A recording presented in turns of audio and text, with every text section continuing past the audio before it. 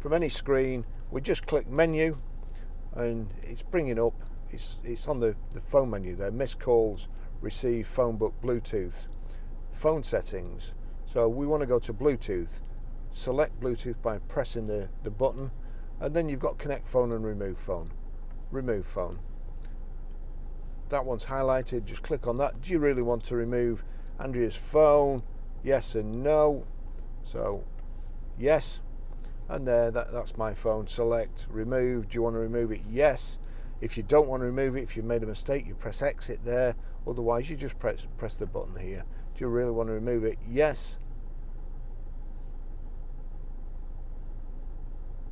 That's it done.